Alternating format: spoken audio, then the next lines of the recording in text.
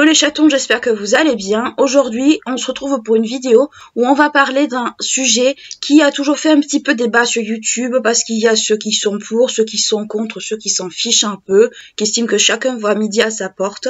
C'est la chirurgie esthétique. Avant toute chose, petit disclaimer, je ne suis pas là pour faire l'apologie de la chirurgie esthétique. Je vous donne mon avis critique, du moins autant que possible. Les bons côtés, les mauvais côtés, et ensuite je vous fournirai moi l'avis final de ce que moi j'en pense, et on va commencer tout de suite. Qu'est-ce qu'on peut dire de la chirurgie esthétique de façon positive? Déjà, il faut pas confondre chirurgie esthétique avec chirurgie réparatrice ou chirurgie, on va dire, reconstructive. Ce qu'il faut comprendre, c'est que la chirurgie esthétique, c'est plus, on va dire, pour quelque chose, pour l'apparence, c'est plus pour quelque chose qui va améliorer certaines parties du corps ou gommer des choses. Enfin, ça a un rapport plus avec l'apparence, avec le bien-être. La chirurgie réparatrice, c'est tout à fait autre chose. C'est ce qu'on fait, par exemple, sur les grands brûlés. C'est ce qu'on fait, par exemple, pour atténuer des cicatrices, par exemple, avec l'aide du laser ou tout ce genre de choses. Et reconstructrice, ça va vraiment être quelque chose de beaucoup plus particulier, de beaucoup plus poussé. Donc je pense qu'il faut quand même pas confondre déjà les trois formes de chirurgie. C'est ce qu'on a tendance un peu maladroitement à faire, du moins de moi ce que j'ai pu en remarquer, et c'est vraiment trois choses différentes. L'avantage, on va dire, de la chirurgie esthétique, ni réparatrice ni reconstructive, c'est que ça va améliorer ou ça va, on va dire, gommer certains défauts, certains complexes qu'on peut avoir. Par exemple, quand on a un complexe très profond, où on se sent pas bien dans notre corps, où c'est vraiment quelque chose, on va dire, qui nous pourrit la vie, ben on va avoir recours à la chirurgie esthétique pour telle ou telle raison. Par exemple, se refaire les seins parce qu'on n'a plus de poitrine pour telle ou telle raison, ou qu'on en a jamais vraiment eu, qu'on n'est pas bien dans notre corps, qu'on complexe et tout. Donc c'est vrai que ça a cet avantage-là d'améliorer le quotidien, entre guillemets, de certaines personnes, ou de pouvoir en fait faire en sorte que les complexes puissent se gommer. Donc ça a un côté, on va dire, ça a un côté peut-être très superficiel pour certaines personnes, mais il faut se mettre à la place de ces fameuses personnes concernées par ce mal-être. Ça les aide à aller mieux, ça les aide psychologiquement à accepter leur corps plus facilement, même s'il y a un corps étranger à l'intérieur ou pas, tout dépend. Et surtout, il faut bien comprendre que ça se passe surtout au niveau psychologique et au niveau physique. Donc quand on n'est pas dedans, on peut pas forcément comprendre cela. Moi par exemple, quand j'étais plus jeune, je voulais avoir recours à une augmentation mammaire parce que j'avais la poitrine trop petite par exemple. Au final, je l'ai pas fait parce que ça s'est développé avec les hormones et compagnie, mais c'est vrai que j'étais très complexée, que j'étais pas bien dans ma peau et que je voulais avoir des seins un peu, on va dire, sans avoir recours à des rembourrages ou ce genre de choses. Donc voilà, c'est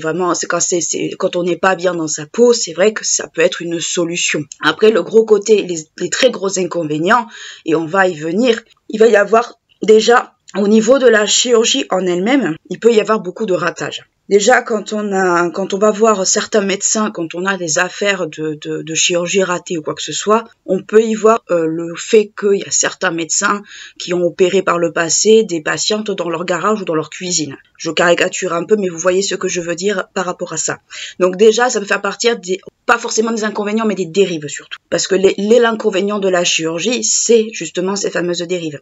Et dans ces dérives, on peut inclure énormément de choses. Par exemple, on peut inclure les dérives par rapport à la société. La société qui nous pousse, parce qu'on est dans une société du paraître, il faut pas se mentir, qui nous pousse à être de plus en plus beau, rester de plus en plus jeune, de plus en plus dans certains canons et de plus en plus longtemps. Et on a également cette société du paraître avec tout ce qui est télé-réalité, acteurs, en fait tout ce genre de choses.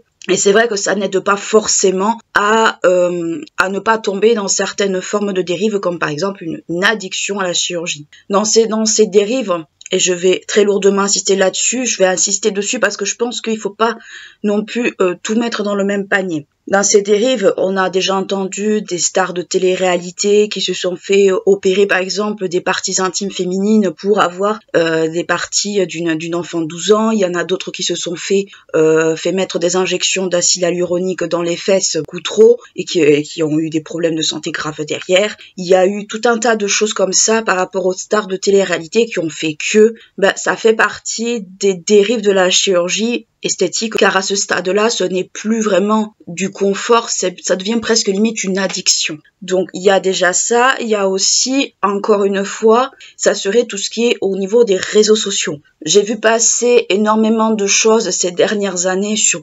YouTube ou sur un peu partout. Des personnes, des influenceurs, enfin influenceurs, j'aime pas le mot, vous le savez, plutôt créateurs de contenu qui se sont fait taper sur les doigts parce qu'ils avaient eu soi-disant recours à la chirurgie esthétique pour telle ou telle raison. Il faut savoir une chose, c'est que la chirurgie esthétique, déjà, les influenceurs, enfin les créateurs de contenu sont libres de vous en parler ou de pas vous en parler, déjà. Et ensuite, dans certains cas, ça s'est révélé être faux. Je vais prendre le cas, par exemple, de Laurette, de la chaîne Laurette, à qui on avait un peu, on est allé un peu dire qu'elle s'était fait opérer du nez, tout ça, machin, qu'elle s'était fait faire une opération de chirurgie esthétique. Enfin, elle avait piqué un gros coup de gueule là-dessus, et elle avait expliqué qu'en fait, ce n'était pas de la chirurgie esthétique, que c'était dû à un accident, enfin, une agression qu'elle avait subie, et où elle avait eu le nez abîmé. On n'a jamais trop su véritablement ce qui s'était passé, et moi-même, je pense que ça devait être une agression assez grave, mais ça, elle en parlera un jour si elle en a envie. On n'a pas à la pousser là-dessus, qu'on soit tous d'accord. Et on est allé raconter un peu des colibés là-dessus, comme quoi c'était fait refaire le nez, tout ça, machin. Mais en vrai, on voit quand même que c'est pas de la chirurgie esthétique qu'elle sait faire, mais plus de la chirurgie reconstructrice, très certainement. Parce que on le voit, on voit que son nez a été très abîmé, on voit les cicatrices, elle a une poche d'eau, elle-même, elle l'explique, elle le dit. Et moi, à cette époque-là, je me suis dit, mais en quoi, en fait, en quoi on a le droit, en fait, de dire qu'elle a eu recours à ça pour telle ou telle raison. Si elle s'est faite agresser, si elle s'est blessée, si on l'a frappée, je ne sais pas, on ne sait pas. Elle allait pas rester avec un nez complètement bousillé, en fait, pour faire plaisir aux gens. Et ça, les gens, il faut qu'ils le comprennent. On peut prendre l'exemple de d'autres créateurs de contenu en dehors de Laurette qui, eux, ont eu recours à la chirurgie esthétique, voire plutôt réparatrice, dans un certain cas, dans un certain sens. Par exemple, au niveau des rhinoplasties. La rhinoplastie, il y a eu Richard qui l'a fait faire, il n'en s'en cache pas, il y a eu Sananas aussi. Ils se sont fait refaire le nez parce que ça devait être très certainement un complexe, et puis peut-être qu'au niveau santé, il y avait peut-être aussi des petits soucis.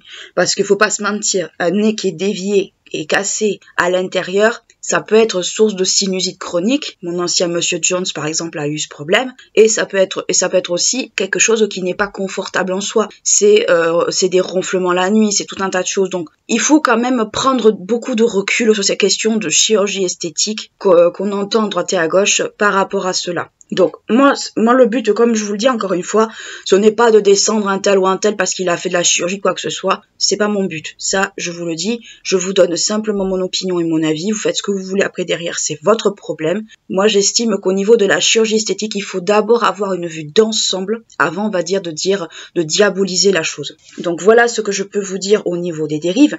Après, il y a eu des dérives par le passé qui sont peut-être beaucoup moins connues, mais qui en font partie. Il y a eu des dérives de la chirurgie esthétique qui ont fait le buzz à une époque. Vous avez par exemple des stars qui ont eu recours à la chirurgie, esthétique ou pas, et qui se sont retrouvés défigurés, ou qui se sont retrouvés, où il n'y a plus rien de vrai. Vous avez Cher, par exemple, qui a eu beaucoup, on va dire, d'opérations. On le voit quand même, elle a presque 70 ans passés, elle en paraît 50. Donc vous comprenez bien que derrière, il y a eu la chirurgie. Vous avez par exemple Lolo Ferrari. Lolo Ferrari, c'est quelque chose, on va dire, qui date un petit peu. Mais si certains d'entre vous ont connu, on va dire, ce buzz qu'a eu Lolo Ferrari, et quand je dis Lolo Ferrari, c'est pas la présentatrice, qu'on soit bien d'accord. C'était une nana qui s'était fait opérer de la poitrine tellement souvent, qu'elle ne pouvait même plus se chausser elle-même parce qu'elle ne voyait même plus ses pieds. Donc ça fait partie des dérives de chirurgie esthétique plus ou moins connues. Après, vous en avez d'autres. Mais rien que pour citer cela,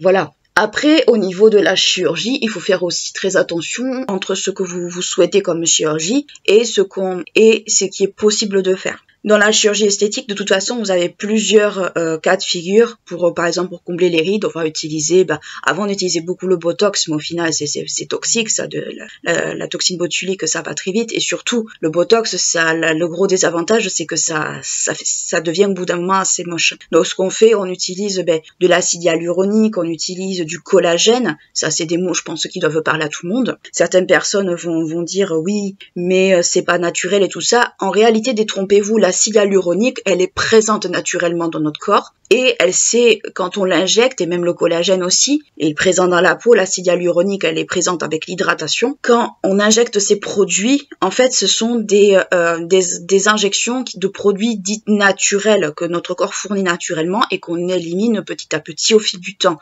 Donc, c'est de la chirurgie esthétique, c'est vrai qu'on paye très cher, mais en même temps, ce n'est pas, on va dire, des injections de Botox comme on pouvait voir, ou les liftings où on était complètement les traits serrés, tirés et qu'on voyait plus rien, quoi. Donc déjà, il y a différents types de chirurgie esthétique, ne serait-ce que pour les rides, pour les injections dans les fesses. À un moment donné, il y avait beaucoup de stars qui se faisaient des injections de graisse. Donc la graisse, ça s'élimine naturellement, qu'on soit bien d'accord.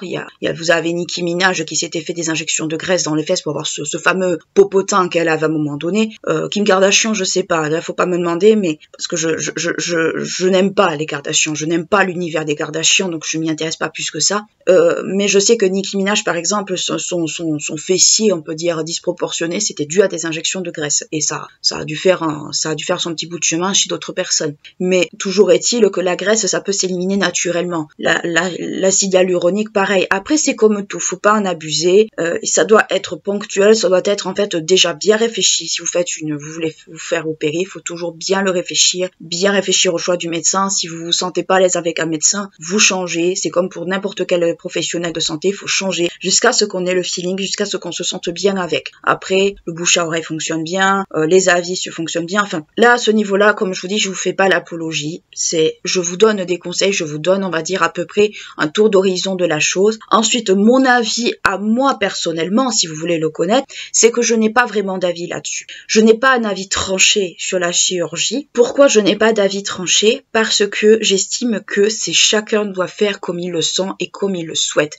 Il faut arrêter, je pense, de diaboliser la chirurgie esthétique ou réparatrice ou reconstructive, parce que souvent il y a des fois ça va en couple. Il faut arrêter de diaboliser ça. Je pense que quand on a un problème de santé, comme par exemple une cloison nasale déviée due parce qu'on s'est fait casser le nez, ou ce genre de choses, qu'on veut se la faire reconstruire, qu'on veut quelque chose, on va dire, de joli à regarder pour soi et puis à se sentir mieux. Si on se le sent, si on a un bon chirurgien, pourquoi ne pas le faire? Pourquoi ne pas se faire une mammoplastie si on se sent pas bien dans notre corps par rapport à notre poitrine? C'est chacun se le sent, c'est chacun se le voit, et surtout, j'estime qu'il faut arrêter de diaboliser comme j'ai eu vu de la part de certaines créatrices de contenu la chirurgie, en disant il faut s'accepter comme on est, il faut être naturel, tout ça. Oui, c'est bien beau de prôner le naturel, mais tout le monde n'est pas capable, on va dire, de s'accepter tel qu'il est. Il faut un peu regarder le cas par cas à ce niveau-là. Je vous le dirai jamais assez, faites-vous votre propre opinion là-dessus, et surtout réfléchissez bien à ce genre de choses vous-même. Ne vous laissez pas influencer par les personnes de télé-réalité, ou même par les créateurs de contenu qui vous disent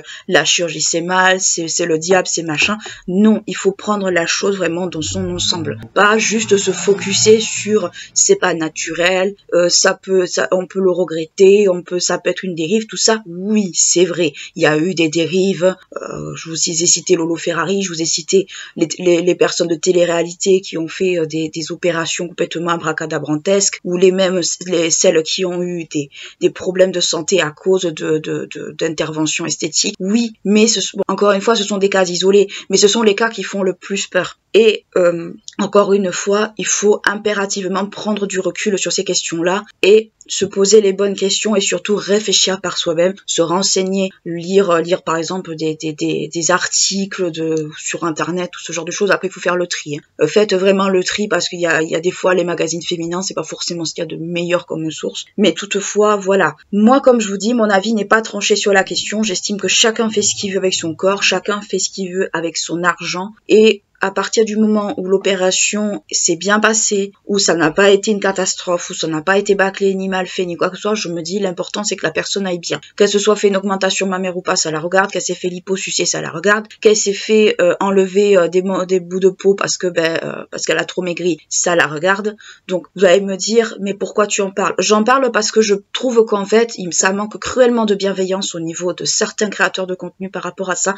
Moi, en tout cas, je n'ai pas ressenti chez certaines créatrices créatrices de contenu par rapport à cela. Et je vais pas citer de nom parce que voilà, le but n'est pas qu'on aille leur taper dessus. Il faut être un peu fair play et un peu mature à ce niveau-là. Mais je n'ai pas ressenti, on va dire, de la bienveillance. Et moi, c'est ce qui m'a beaucoup gênée. C'est que ces personnes-là, vis-à-vis de ce sujet-là, ne sont pas du tout bienveillantes. Et j'estime qu'on doit être bienveillant vis-à-vis de cela parce qu'on n'est pas dans la vie des gens, on n'est pas dans leur peau, on sait pas comment ils ressentent les choses. Il y a peut-être des gens qui complexent beaucoup d'avoir de la graisse au niveau des cuisses. Il y en a peut-être qui se sentent pas à l'aise avec leur poitrine dans leur bonnet A et qui voudraient un bonnet B ou un bonnet C ou ce genre de choses. Donc on n'est pas dans la vie des gens. On n'en sait rien. On n'a pas suffisamment de recul sur la chose pour pouvoir se permettre d'avoir un avis. Donc c'est pour ça que je voulais moi vous faire cette vidéo. C'était pour vous inciter, comme pour par exemple les vidéos de coup de gueule, à vous faire votre propre avis sur la chose, comme pour ce genre de vidéo un peu sociétale, à vous faire votre propre avis et surtout de ne pas croire au pied de la lettre toutes les personnes qui vont vous dire c'est bien, c'est mal, c'est machin. Faites-vous votre propre idée sur le sujet. Est-ce que quand la personne le fait, c'est pour soulager un complexe? Est-ce que c'est pour une question de santé? Est-ce qu'il n'y a pas un peu de tout ensemble? Il faut de tout. Après, comme je vous l'ai dit, la chirurgie esthétique, ça peut devenir rapidement une addiction. Une fois qu'on a corrigé les rides là, partout, on aura envie de tout refaire. C'est une dérive. C'est comme pour le tatouage, c'est comme pour les piercings.